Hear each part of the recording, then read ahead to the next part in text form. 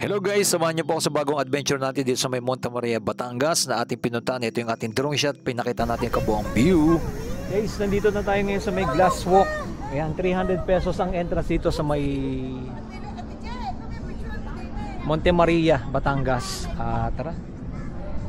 At eto na mga kababayan, pakita natin yung ating sinimulan. At eto, ganito kaganda na po dito sa may Monte Maria, Batangas. At papakita natin yung kabuang view po dito at yung kanilang mga gagawin pa in the future.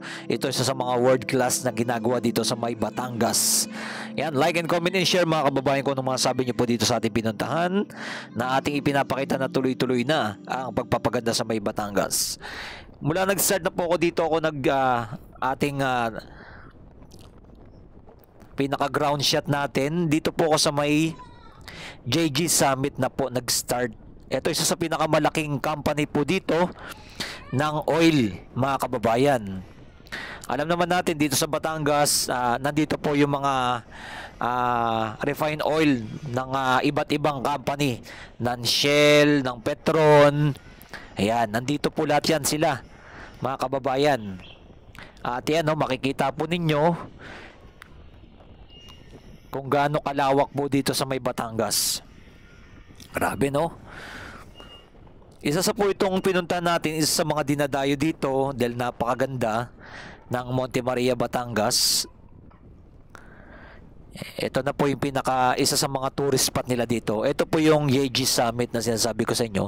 Napakalaking company nito. Yung paggabi nito maganda eh. Wala lang tayong pinaka drone shot dito ng ng kuha natin. Pero dito, yan, dito na po ako nag-start. Pakita natin yung dinaanan natin. Napakaganda po kasi dito sa may Batangas eh. Itong mga kabundukan nito at yung dagat.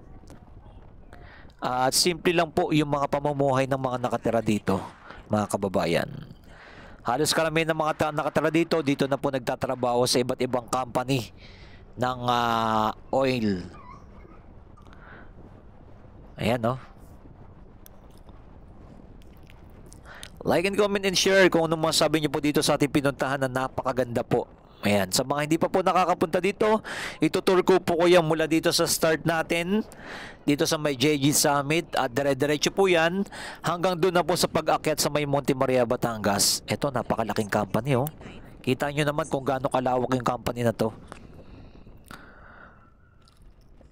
Hanggang paikot pa po yan mga kababayan. And i-comment nyo na below kung anong masabi nyo po dito sa ating pinuntahan na nagbukas na po ang glass walk na talagang inaabangan natin at mismo pumunta tayo doon, naglakad tayo.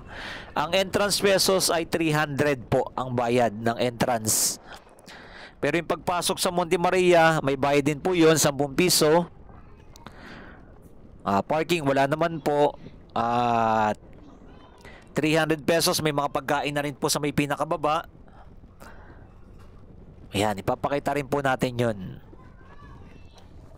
Okay, at yung mga huling punta kasi natin po dito ay hindi pa po bukas yung yung glass walk. Pero ngayong araw na to, 4 na buwan na po nakakalipas po pala, bukas na po pala itong Monte Maria, Batangas glass walk.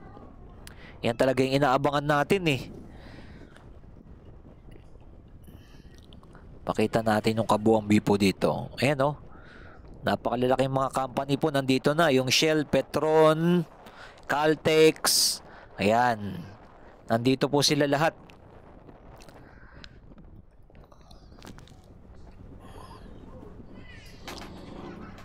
Maganda naman po yung dinaanan natin na kalsada nila dito.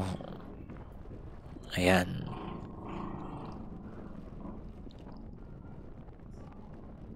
Kita nyo yan guys. Napakaganda, no?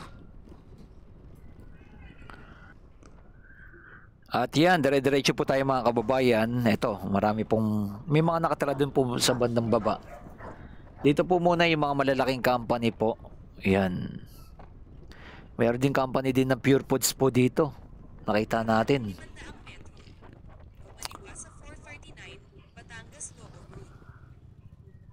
Ito po pababayan. Ayan. Ito yung ating mga dinaanan bago tayo makapunta doon sa may mismo sa may Monte Maria, Batangas na po mismo, no?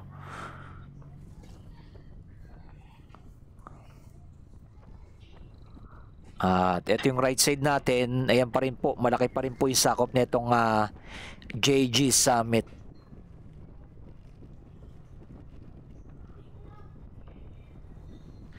Ito pong Monte Maria, Batangas, talagang dinadayo yung November 1 and November 2 po ay umaabos ng nasa 10,000 po pala ang pumunta dito. Ay natanong natin po mismo doon sa mga nagtatrabaho po dito, no? Ayan. Yung lahat po kasi na pumapasok dyan, nililista nila. Kaya napakarami po ang pumunta ng November 1 and 2. Ito na po yung pinakababa. Pakita lang po natin yung kabuang view na ating mga dinaanan para mapakita natin sa inyo. Ito na po yung mga nakatira dito sa may pinakababa. At ito, ginagawa po yung pinaka-wall nila, yung pinakaharang, para pag may dumating man na malalakas na bagyo, ay hindi basta-basta papasok po dito. Ayan, no? Ang problema lang ay putol. Ayan, no? Kita nyo yan, guys. Banda dito sa area na to, wala na. Banda dun lang sa may pinakaunhan. Mukhang hindi natin alam kung ano po nangyari, kung kulang yung mga budget or hanggang dun lang po talaga. Pero mas maganda kasi makover nila to, no, yung harang. Dahil pag tumaas po talaga, no, yung tubig galing dagat dito mismo tatama yan. At ito yung pinakadaanan. Ayan, no, medyo daanan rin to ng tubig papuntang dagat. Ayan, no, nagkakaroon na ng mga tubig dito, pero ang linaw ng tubig. Ayan, isa sa mga hanap buhay talaga nila dito yung pangingisda sa dagat. At ito yung mga tanim po nila, itong left side natin. Ito na po yung simpleng pamumuhay dito. Ayan po yung mga bahay dito, no. Ayan, makikita ninyo, simple lang talaga, mga babalang. Ayan. Pero ang ganda ng tanawin po dito, mga kababayan. Kung kayo mapupunta dito sa may Monte Maria, Batangas, isa sa akin mga inire-recommended. Napakaganda po ng view po dito. At talagang marerelax ka at sariwa yung hangin dito, mga kababayan. Dahil itong mga kabundukan dito ay ang kagandahan, hindi nila kinakwari, no? Wala tayong nakikita nagkakwari dito sa may Batangas. Yan, napapangalagaan yung mga forest dito. Hindi kagaya dyan sa may Rizal. Halos yung mga kabundukan dyan sa may Cebu. Nakita nyo naman po yung nakaraan ng bagyo. Ay kawawa nangyari sa Cebu. Isa sa mga sanhi dyan yung pagkakwari at yung pagsira ng mga kabundukan. Yan. Dahil din po sa kagagawan ng mga kasakiman ng mga iilan ng mga politiko at ng mga mayayaman, ay nasisira ang mga kabundukan. Pero buti na lang po dito sa may Batangas, wala tayong nakikitang ganon na sinisira mismo yung kabundukan. Pag nasira na kasi yung kabundukan, ay yan talaga magiging landslide na yan. At makikita nyo naman po yung tubig na galing ng Marikina ay kulay putik, no, sa Cebu. Kulay putik na rin dahil din po dyan sa ginagawa dyan na pagsira. Ayan. Buti dito, okay naman po. Ang ganda ng tanawin at puro puno. At yung mga kabundukan ay buo talaga. Ayan, dire-diretso po yan. Makita lang natin sa inyo yung ating mga dadaanan nyo dito kung kayo pupunta dito. Etong left side may company, ayan, no. Hindi lang po natin alam kung anong company na to Ayan. Yan yung ating nakita dyan sa area na yan. Pero yung pinaka view, napakaganda na po. Ito, paakit na po tayo mismo ng bundok. Dire-diretso lang tayo. Like and comment and share kung anong masabi nyo po dito sa Monte Maria, Batangas. At medyo in the future ay napakaganda na po. Pati yung pinakababa dyan gagawin nila ay magiging resort po kasi yung pinakababa dito. Yan yung ating aabangan na sa mga hinaharap. Talagang ang gagawin talaga dito pang world class itong Monte Maria, Batangas. Eto, may iba't iba pang company po dito ng oil. Ayan, oh. Yung malalaking tangke, oh. Ang dami niyan. Malalaking tangke po nandito. Ayan, kasi mula dagat, ayan, nakikita nyo yung pinakagitna, may mga tube. Yan, oh.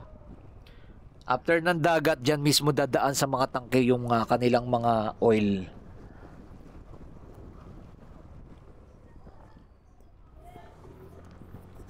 Ayan. And like and comment and share kung saan man makakarating yung ating viewers. I-comment dyan na below. Maraming salamat sa ating mga viewers, subscriber na lagi nang sumusuporta kay Skywalk TV. At ito ang ating pinaka-latest update. Ayan, makikita nyo yung mga bahay nila dito. Simpleng-simple lang talaga. Ayan, oh.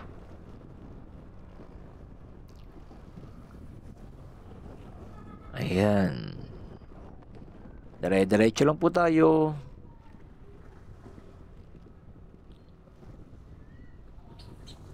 Hanggang pakit ng bundok tayo.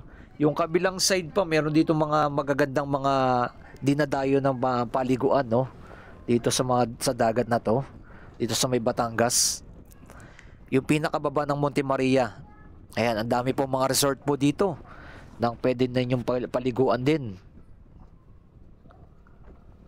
Ayan, may napuntahan kasi kami dito. Isa rin sa mga magagandang paliguan eh.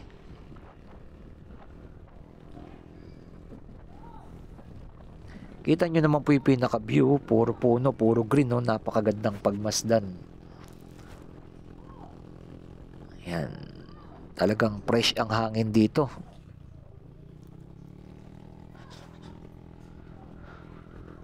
Okay, dire-diretso lang po tayo mga kababayan.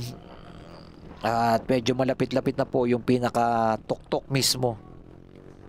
Pinakita lang po natin yung mga dadaanan ninyo kung kayo pupunta dito. Ito na po ang inyong mga masasaksihan. Siyempre, ingat-ingat lang po kasi yung pinakagilid niyan ay bangin na sa lahat ng mga dadaan dito.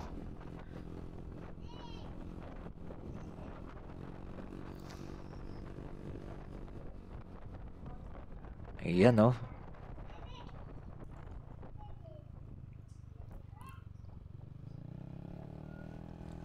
Okay, tuloy-tuloy lang ang ating pag-update. Ang mula Quezon City po pala hanggang dito sa Monte Maria, Batangas ay umaabot ng kulang-kulang 5 oras ang aking biyahe. Ay nakamotor lang tayo. Yung mga dinaan natin sa Quezon City, dumaan tayo mismo sa may Mall of Asia, yan sa Bulungan, Cavite, Aguinaldo Highway, Tagaytay. Yan ang ating mga dinaanan.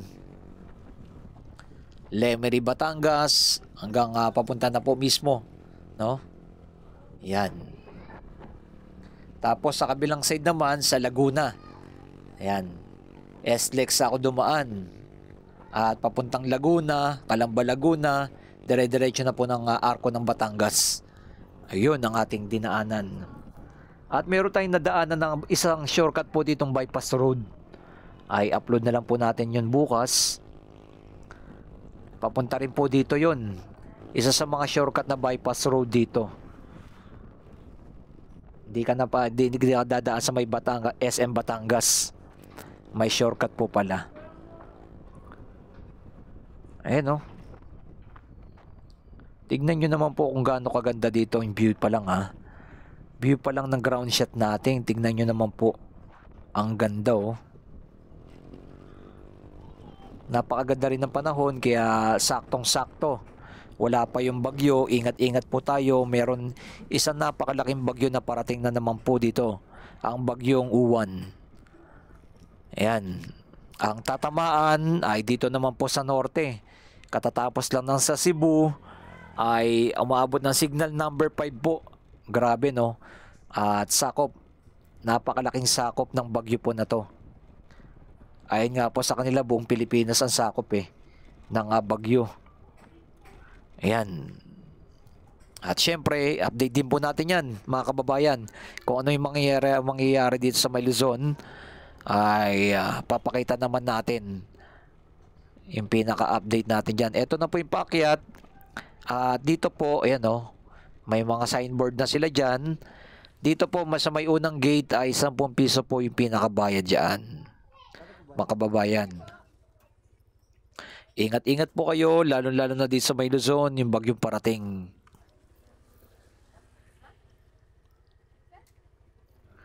Ayan, 10 pesos po ang pinakabayad po dito, entrance.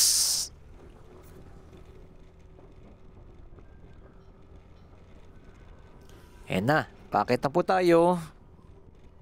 At natatanong nyo na po ang dito sa may lugar ng Monte Maria, Batangas. Ang ganda po ng mga i-develop po dito kasi magkakaroon dito ng hotel.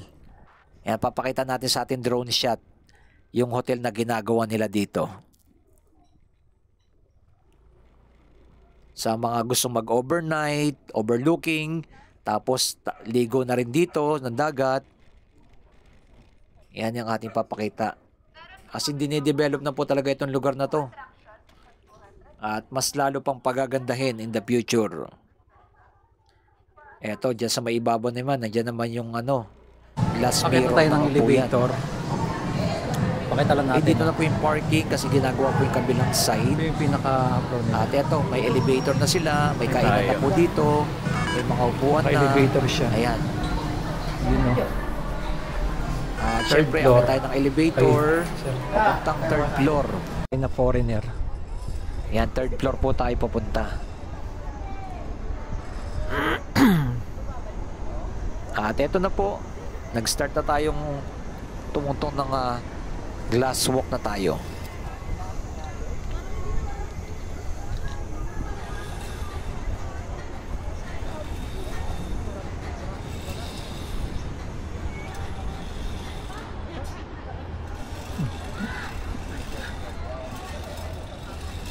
Grabe oh.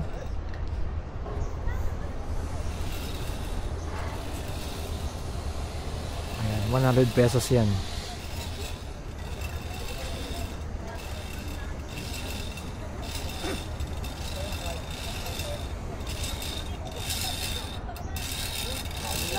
Ayun.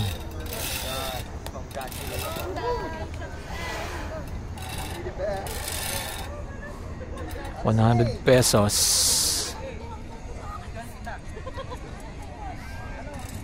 Ay, tayo magpalipad ng drone. Ayan.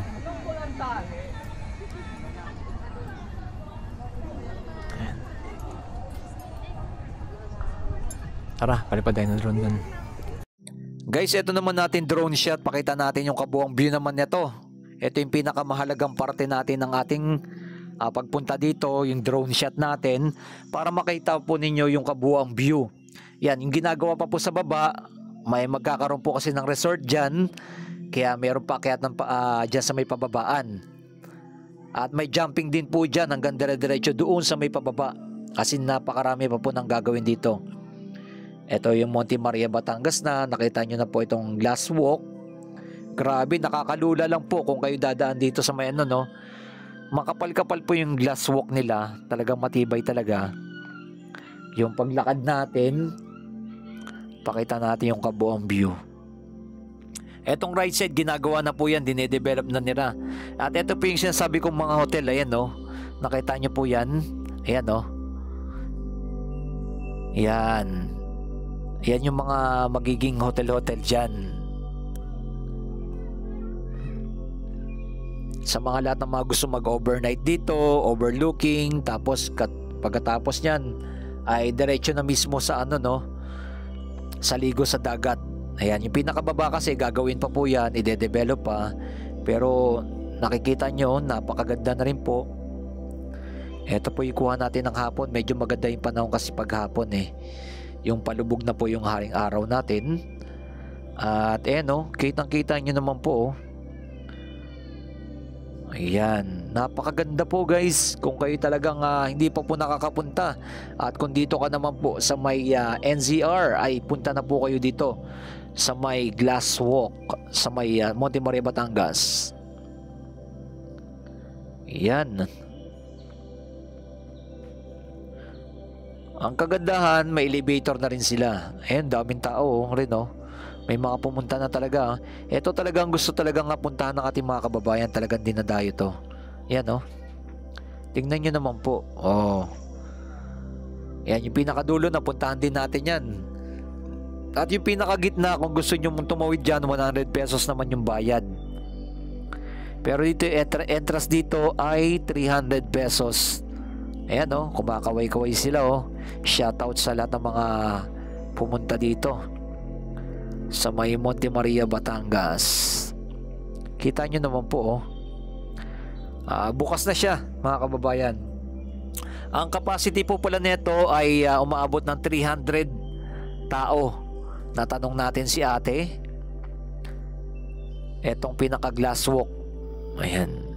Tingnan nyo naman po yung pinaka view. At dito naman, kung gusto dito na sa kabilang side naman, eto naman yung glass mirror naman oh. Meron din dito, overlooking din dito. At pwede kang picture-picture dyan. Ayan. Sinama na rin natin ang ating drone shot. Ang ganda na po mga kababayan. Mas lalo pa pong pagaganda niya in the future yung ating aabangan dito sa may Monte Maria, Batangas. Hanggang dire-diretso pababa na po yan. Na dito mismo sa kabundukan. Yan po yung kanilang dinedevelop po dito.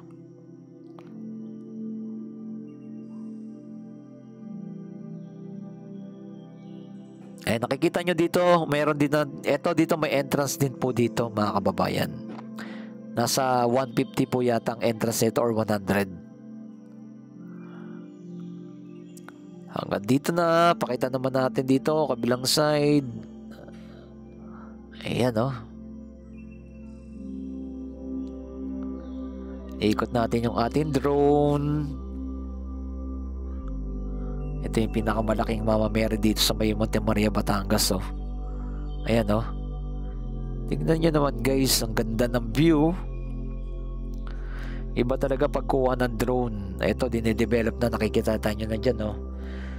Tuloy-tuloy po yung pagde-develop po dito. Ayan oh. Kita natin, ikot natin yung ating drone para mapakita po sa inyo yung kabuang view sa kabilang side. Napakalawak na dagat yan.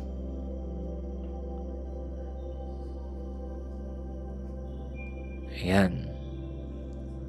Dire-diretso yan. At doon, natatanaw nyo na po yung Mindoro. Ayan o, yung Mindoro. Yun. Mindoro naman po punta doon. Nakapunta na po kasi tayo dyan sa may Mindoro eh. Napakasarap ng mangga dyan sa Mindoro. Grabe. Ayan. Like and comment and share kung ano masabi nyo po dito sa may Monte Maria, Batangas na ating pinuntahan. Maraming salamat sa ating mga viewers, subscriber na lagi nang sumusuporta kay Skywalk TV. At ito, tuloy-tuloy yung pagde-develop dito na isa nga po ito sa magiging world class dito sa may Batangas na kanilang ginagawa. Makikita pa po natin yung mga iba pang mga ano dito, amenities na kanilang gagawin pa. Dire-diretso po yan hanggang pababa, hanggang doon sa may dagat na po mismo na magkakaroon na ng resort dyan. In the future, yan po ang ating pinaka-latest update. Salamat sa mga nag-like and nag-comment at nag-share kung saan nakarating ang ating video. God bless po sa ating lahat dyan. Mabuhay ang ating bansang Pilipinas. Ingat-ingat po tayo sa bagyong parating ng Juan. God bless.